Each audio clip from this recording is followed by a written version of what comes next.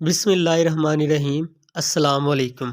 आज इस वीडियो में हम चैप्टर 2 सारे को एक दफ़ा रिवाइज़ करेंगे एमसीक्यूज़ की मदद से, जिससे हमारा सारा चैप्टर एक दफ़ा हमारा रिवाइज़ हो जाएगा।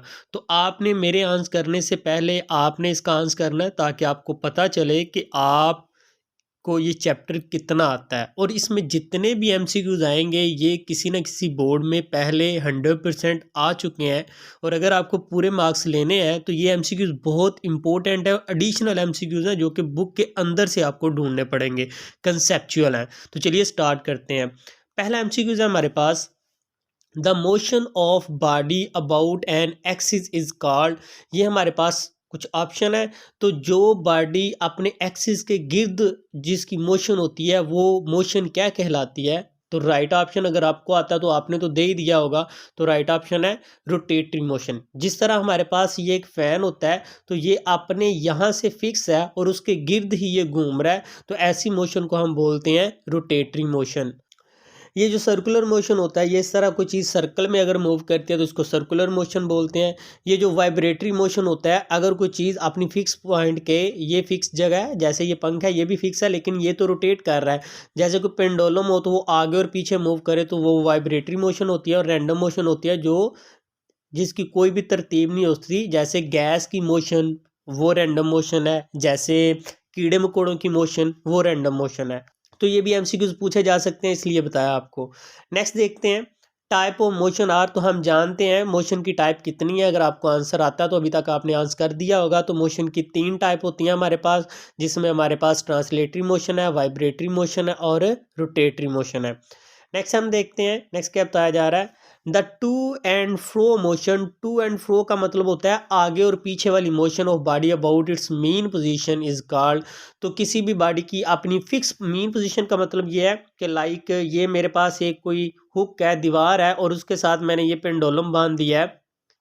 अब ये पेंडुलम यहाँ से तो फिक्स है और अब ये इसको अगर मूव करेगा तो इधर आएगा फिर इधर आएगा, तो ये इसकी मीन पोजीशन है। तो अपनी इस पोजीशन के आगे और पीछे जो मूव करेगा उसको टू एंड फ्रो बोलते हैं।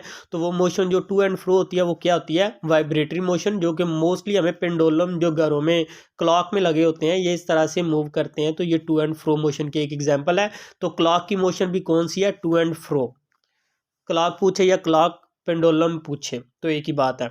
नेक्स्ट हम देखते हैं, नेक्स्ट क्या पूछा जा रहा है, a body has translatory motion if it move along a. तो ट्रांसलेटरी मोशन क्या होती है? हमारे पास लाइन विद आउट रोटेशन। याद रखना, ये जो स्ट्रेट लाइन मोशन है, सर्कल मोशन है और कर्व पाथ है या रैंडम मोशन है, ये लाइन विदाउट रोटेशन मतलब ट्रांसलेटरी मोशन की टाइप है। लेकिन यहाँ पे हमसे ये पूछा गया बॉडी हैज़ ट्रांसलेटरी मोशन। एक बॉडी ट्रांसलेटरी मोशन में होगी, अगर कोई बॉडी सीधी मूव कर रही है वो भी ट्रांसलेटरी मोशन है, अगर कोई चीज़ सर्कल में मूव कर रही है वो भी ट्रांसलेटरी मोशन है, अगर कोई चीज़ कर्व में मूव कर रही है तो वो भी ट्रांसलेटरी मोशन है। तो आप कहेंगे सर ये फिर आपने आंसर क्यों लगाया? ये तीनों में एक शर्त होना ज़रूरी है, वो ये कि जो कोई भी चीज़ है, जिस तरह ये हम देखते हैं कि फिंगर के ऊपर लोग बॉल को इस तरह गोल गोल घुमा रहे होते हैं, तो जब कोई चीज़ सीधी मूव कर रही हो तो साथ में खुद गोल गोल ना घूम रही हो। लाइक मैं इसको आपको थोड़ा क्लियर कर दूं, जैसे कि मेरे पास ये बॉल है तो बॉल सीधा जाए, घूमता हुआ अगर गया तो फिर वो ट्रांसलेटरी मोशन नहीं है। सर्कल में अगर कोई चीज़ मूव कर रही है तो वो जिस तरह ज़मीन होती है तो वो अगर सर्कल में मूव करती है तो खुद भी घूमती है, तो वो ट्रांसलेटरी मोशन नहीं है। मतलब उसकी सिर्फ शर्त ये है कि जो भी चीज़ मूव कर रही है उसमें रोटेशन नहीं होनी चाहिए। जैसे पंखा हमने देखा था कि अपने एक्सिस के गिर्द गोल गोल घूम रहा होता है, गोल गोल चीज़ ना घूमे। अगर वो नहीं घूम रही तो फिर जैसी भी मोशन है वो ट्रांसलेटरी मोशन है। शर्त ये है कि उसमें रोटेशन नहीं होनी चाहिए। नेक्स्ट देखते हैं, तो बताया जा रहा है the straight line motion of a body called. तो यहां तक आपको समझ आ गई होगी, जो सीधी मोशन होती है वो हमारे पास लीनियर मोशन होती है। तो स्ट्रेट लाइन मोशन, अब चाहे वो स्ट्रेट लाइन इस तरह से हो, चाहे वो स्ट्रेट लाइन ऐसे सीधी हो, चाहे वो कुछ इस तरह से हो, ये सीधी लाइनें हैं। ऐसा ना हो कि वो मोशन इस तरह टेढ़ी लाइन है, नहीं, स्ट्रेट लाइन मोशन। जैसे हम देखते हैं रोड के ऊपर कोई कार वगैरह चल रही है तो ये सीधी लाइनें हैं। अगर कोई ऐसे सर्कल में मूव कर रही है तो ये सीधी लाइन तो ना हुई, सीधी लाइन फिर ऐसे हो होनी सीधी चाहिए, तो वो हमारे पास कहलाती है स्ट्रेट लाइन मोशन मतलब लीनियर मोशन। नेक्स्ट हम देखते हैं, नेक्स्ट क्या बताया जा रहा है, मोशन ऑफ सीसा। तो सीसा की जो मोशन होती है वो हमारे पास होती है वाइब्रेटरी मोशन। किस तरह से, ये हम देखते हैं कि सीसा यहाँ से फिक्स है, तो अपने फिक्स पॉइंट से, जैसे मैंने पेंडुलम की आपको मिसाल दी थी, यहाँ से पेंडुलम ऊपर से फिक्स है और फिक्स पॉइंट के आगे ये देखें, अब वो इधर मूव करेगा अपने फिक्स पॉइंट से, ये उसका पॉइंट फिक्स था तो फिक्स पॉइंट के आगे और पीछे मूव करेगा तो उसको वाइब्रेटरी बोलते हैं। तो ये बहुत दफा एमसीक्यूज आया हुआ है, जो मोशन ऑफ सीसा है वो भी हमारे पास एक वाइब्रेटरी मोशन है। नेक्स्ट देखते हैं, नेक्स्ट क्या बताया जा रहा है, the motion of pendulum of clock. तो आई थिंक ये मैं आपको थोड़ी देर पहले डिस्कस कर चुका हूं कि जो हमारे पास क्लॉक में पेंडुलम होता है वो कौन सा है, तो डेफिनेटली अभी तक आपने आंसर कर दिया होगा, वाइब्रेटरी मोशन है। नेक्स्ट देखते हैं, नेक्स्ट क्या है, which of the following is the vector quantity. ये बहुत बहुत दफा बोर्ड में आया हुआ है, तो याद रखना हमारे पास स्पीड जो है वो एक स्केलर क्वांटिटी है, डिस्टेंस एक स्केलर क्वांटिटी है, पावर एक स्केलर क्वांटिटी है, तो राइट ऑप्शन है डिस्प्लेसमेंट। ये एमसीक्यूज बहुत दफा बोर्ड में आया हुआ है। नेक्स्ट देखते हैं, चेंज इन पोजीशन, यहां इन आएगा, change in position is called. ये एमसीक्यूज अभी रिसेंटली पिछले साल बोर्ड में आया है और अक्सर इसका आंसर की बुक के ऊपर भी गलत होता है और मोस्टली बुक के अंदर ढूंढने से भी ये नहीं मिलता। तो मोस्टली इसका आंसर क्योंकि की बुक के ऊपर गलत होता है तो टीचर उसको गलत ही रिकमेंड करवा देते हैं। तो मैं क्योंकि जो बोर्ड की आई थी, जो बोर्ड वालों ने आंसर भेजा था वो मैंने जाकर चेक किया था, तो मैं आपको बता दूं उसका राइट ऑप्शन है हमारे पास डिस्प्लेसमेंट। अगर आप गूगल भी करोगे तो गूगल भी आपको सिंगल क्लिक पे बता देगा डिस्प्लेसमेंट, लेकिन अगर आप यूट्यूब से कुछ वीडियो देखोगे एमसीक्यूज की तो वो आपको डिस्टेंस बताएंगे, जो कि सही आंसर नहीं है। तो जब बोर्ड वालों ने आंसर भेज दिया तो उसके बाद ये बात खत्म हो जाती है कि डिस्टेंस लगाएं या डिस्प्लेसमेंट, आप आंखें बंद करके डिस्प्लेसमेंट लगाओ। नेक्स्ट देखते हैं, नेक्स्ट क्या बताया जा रहा है हमें, द स्पीड ऑफ चीता इज। ये भी बहुत दफा बोर्ड में आया हुआ है कि चीते की स्पीड कितनी होती है, तो आपने आंसर कर दिया होगा, ये आपको साइड बुक्स में इसका आंसर मिलेगा, जो आपकी बुक है साइड बुक्स में इसका आंसर दिया हुआ है 70 किलोमीटर पर आवर। तो यहाँ एक चीज ये भी आपने याद रखनी है कि समटाइम आपको वो धोखा देने के लिए वो क्या करेगा, 70 मीटर पर सेकंड लिख देगा, तो आपने याद रखना है किलोमीटर आएगा, मीटर पर सेकंड नहीं आएगा। नेक्स्ट क्या बताया जा रहा है, नेक्स्ट हमें बताया जा रहा है the speed of flying of Falcon. तो ये भी आपको साइड बॉक्स में जहां चीते की स्पीड है उसी आगे पीछे उसके एक बॉक्स है, वहां पे आपको मिल जाएगा कि फाल्कन की स्पीड कितनी होती है। तो फाल्कन की स्पीड चीते से भी ज्यादा होती है, तो ये हमारे पास 200 किलोमीटर पर आवर होती है इसकी स्पीड सबसे ज्यादा। अगर पूछा जाए कि किस एनिमल की स्पीड सबसे ज्यादा, तो डेफिनेटली यहां हमने देखा कि फाल्कन की तो चीते से भी ज्यादा है, तो राइट ऑप्शन है 200 किलोमीटर पर आवर। नेक्स्ट क्या बताया जा रहा है, a sprinter complete its 100 meter race is 12 second, its average speed will be। तो चलिए जी, एक दौड़ लगाने वाला 100 मीटर की दौड़ उसने लगाई है और 12 सेकंड में लगाई है, तो हमने उसकी स्पीड बतानी है। हमारे पास सबसे पहले तो उसने डिस्टेंस कितना कवर किया है, 100 मीटर का कवर किया है, और उसने टाइम कितना था, टाइम उसके पास उसने लिया था 12 सेकंड लिए थे। हमने फाइंड क्या करना है, स्पीड बतानी है। तो हमारे पास फार्मूला होता है S=V क्रॉस टी। तो मुझे यहाँ से क्या बताना है, V बताना है, V इधर ही रहेगा, T दूसरी तरफ जाके डिवाइड हो जाएगा। अब हम जानते हैं इसकी वैल्यू हमारे पास कितनी दी हुई है, 100 और 12 यहाँ पे दिया हुआ है। इसको जब हम कट करेंगे तो ऑलमोस्ट 8 पॉइंट समथिंग आ जाएगा। तो यहाँ पे ये देखें हमारे पास आंसर दिया हुआ है। तो नेक्स्ट देखते हैं, नेक्स्ट क्या बताया जा रहा है, नेक्स्ट बताया जा रहा है convert 54 kilometre hour into metre per second. ये आपने याद रखना है, इस तरह का शॉर्ट क्वेश्चन भी अक्सर आता है, तो मैं आपको बहुत ही छोटी सी ट्रिक से बताऊंगा। ये हमारे पास किलोमीटर की वैल्यू दी है, मतलब बड़ी वैल्यू हमने दी है।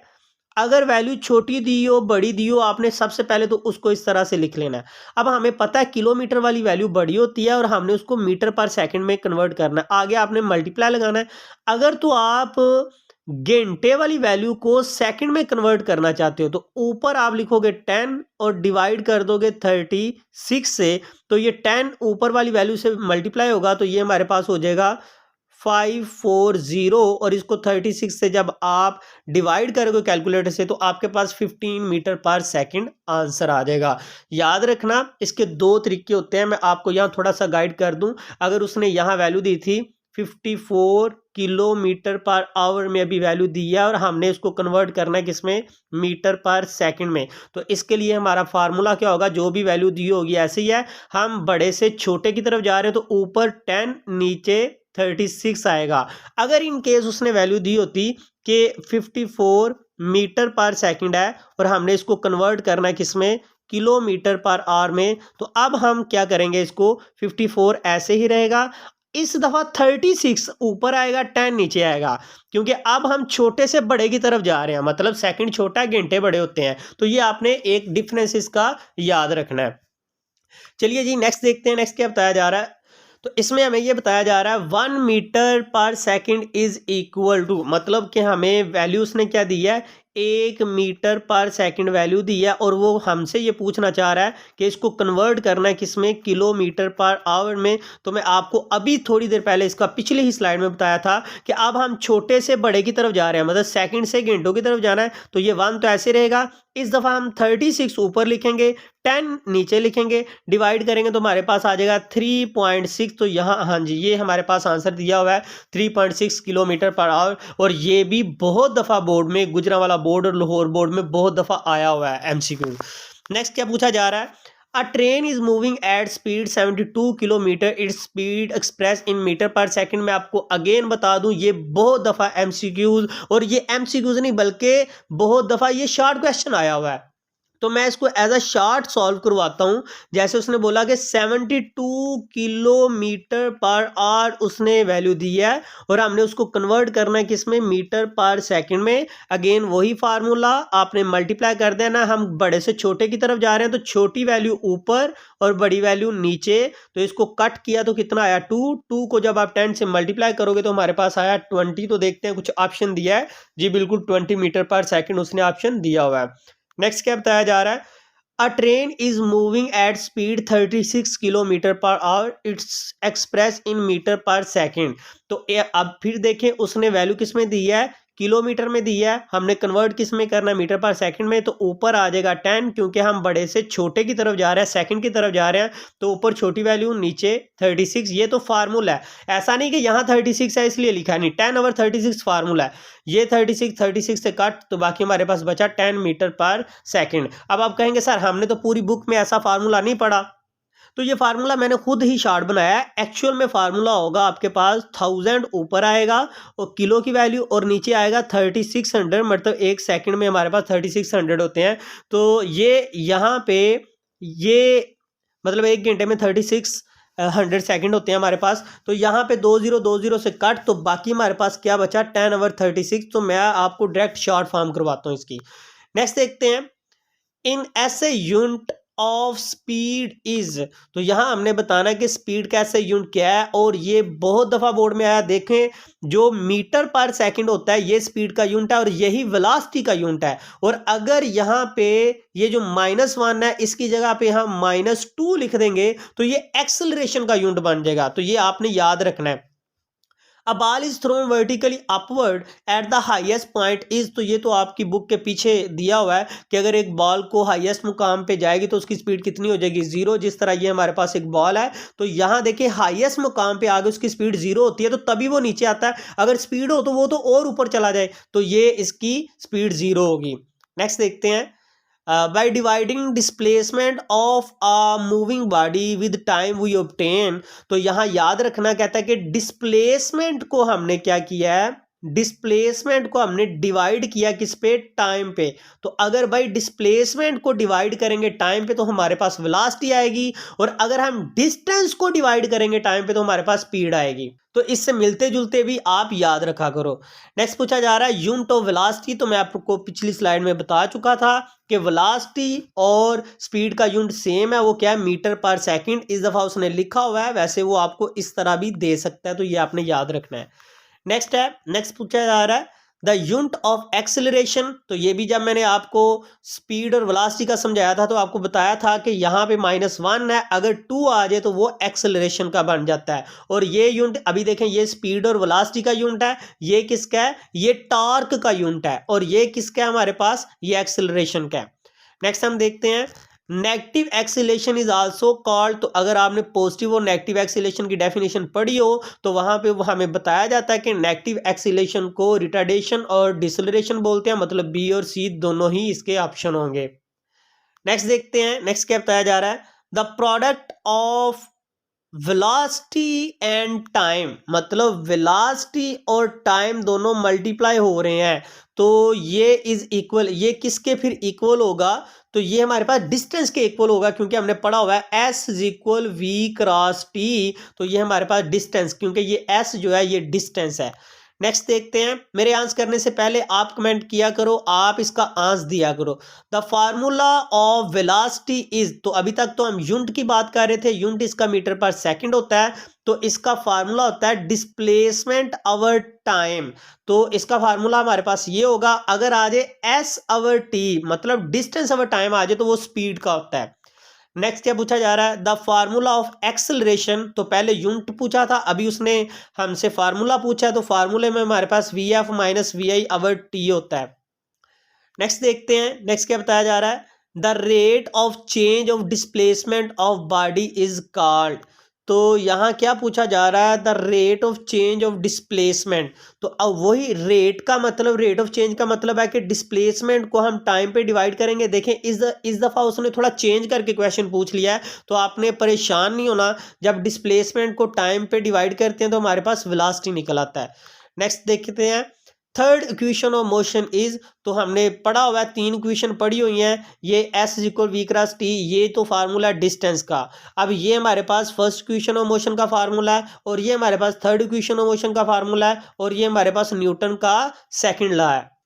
नेक्स्ट देखते हैं जी, नेक्स्ट क्या बताया जा रहा है, a car start from rest it acquire a speed 25 metre per second, after 20 second the distance move by the car during the time is. अच्छा ये मैं आपको बता दूं, ये आपके ना बुक के पीछे जो एमसीक्यूज होते हैं उसमें से एमसीक्यूज आया है, तो आज मैं ये सॉल्व भी आपको कर देता हूं, क्योंकि अक्सर ये भी जो एमसीक्यूज है ना, ये भी की बुक के ऊपर भी इसका आंसर गलत होता है। तो यहां उसने बताया कार स्टार्ट फ्रॉम रेस्ट, जब भी जिक्र आए स्टार्ट फ्रॉम रेस्ट तो वी आई जीरो होता है, और वी एफ भी उसने दिया हुआ है, टाइम भी, तो तीन चीजें हमें उसने मेंशन कर दी।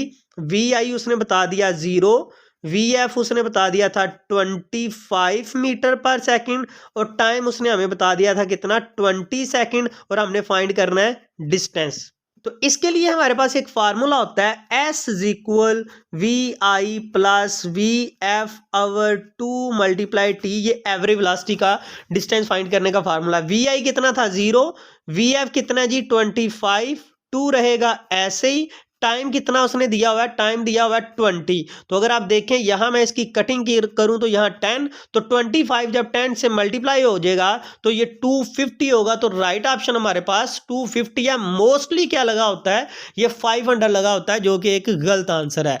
नेक्स्ट देखते हैं, if an object is moving with constant speed then its distance time graph will be, सबसे पहले तो ग्राफ बनाने के लिए आपको एक ये वेक्टर लेना है और एक ये लेना है।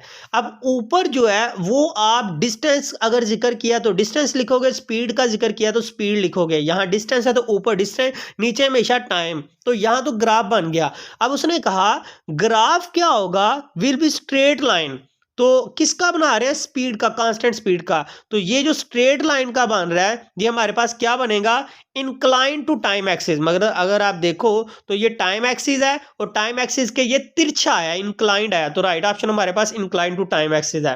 मैं ये भी बता दूं ये भी आपके बुक के पीछे से आया और ये भी अक्सर की बुक के ऊपर गलत होता है। नेक्स्ट हम देखते हैं, नेक्स्ट क्या है, slope of the distance time graph give, तो अगेन वही बात, ये डिस्टेंस टाइम ग्राफ है, यहां आपने डी लिखना है, यहां आपने टी लिखना है, स्लोप ये इंक्लाइंड जो है ये स्लोप ही होता है, तो ये स्लोप किसको शो करता है, ये स्लोप शो करता है स्पीड को, तो यहां स्पीड, हाँ जी ये स्पीड दिया हुआ है, तो राइट ऑप्शन हमारे पास स्पीड है। नेक्स्ट हम देखते हैं, length of a half circle with radius R is equal, तो हाफ सर्कल ये होता है, जो कंप्लीट सर्कल होता है उसके लिए तो होता है 2 पाई आर, तो यहां पे हाफ है तो यहां 1 पाई आर होगा, मतलब ये होगा राइट ऑप्शन। नेक्स्ट देखते हैं, name of famous scientist who perform experiment at leaning tower of Pisa, तो ये तो सबको पता होगा, आखिरी इस चैप्टर का आखिरी टॉपिक है जो कि गलीलियो ने परफॉर्म किया था। और इसी टॉपिक में हमें बताया गया कि जी की वैल्यू कितनी होती है जी 10 मीटर पर सेकंड स्क्वायर। इसी टॉपिक में हमें बताया गया कि जब कोई चीज़ ऊपर जाएगी तो जी की वैल्यू हमारे पास प्लस की होगी, कोई चीज़ नीचे आ रही होगी तो जी की वैल्यू हमारे पास माइनस की होगी। सॉरी, कोई चीज़ ऊपर जाएगी तो जी की वैल्यू हमारे पास माइनस होगी, कोई चीज़ ऊपर से नीचे आएगी तो जी की वैल्यू प्लस होगी। तो ये टॉपिक में ही हमें बताया गया था, तो ये राइट ऑप्शन है गलीलियो। नेक्स्ट देखते हैं, नेक्स्ट क्या बताया जा रहा है। Who mention that acceleration of freely falling object is constant. तो वो तो हमें गलीलियो ने ही बताया था कि टावर से उसने बताया था कि जब चीज़ें फेंकी जाएं तो फ्रीली फॉलिंग ऑब्जेक्ट का जो एक्सीलरेशन होता है वो कांस्टेंट होता है। नेक्स्ट क्या बताया जा रहा है। The acceleration of a body falling down freely is approximately. तो ये मैं थोड़ी देर पहले बता चुका हूँ कि जो फ्रीली फॉलिंग बॉडी होती हैं वो मतलब जी की वैल्यू हमारे पास कितनी होती है। तो जी की वैल्यू हमारे पास होती है, ये भी 10 है, ये भी 10 है, ये भी 10 है। तो राइट ऑप्शन ये है, क्योंकि मीटर पर सेकंड स्क्वायर इसका आंसर होगा। तो होप सो बच्चे, ये जो मैंने 34 एमसीक्यूज करवाए हैं ये 34 नहीं है, बल्कि इससे मिलते जुलते मैंने और भी बहुत सारे आपको बता दिए हैं। तो होप सो आपको सारे एमसीक्यूज अच्छे से समझ आ गए होंगे। ये कुछ एडिशनल एमसीक्यूज थे, उम्मीद करता हूँ कि इनको करने के बाद आपको इस चैप्टर में जितने भी एमसीक्यूज हैं आप कवर कर सकते हो। तो मिलते हैं नेक्स्ट वीडियो में, तब तक अल्लाह हाफिज़।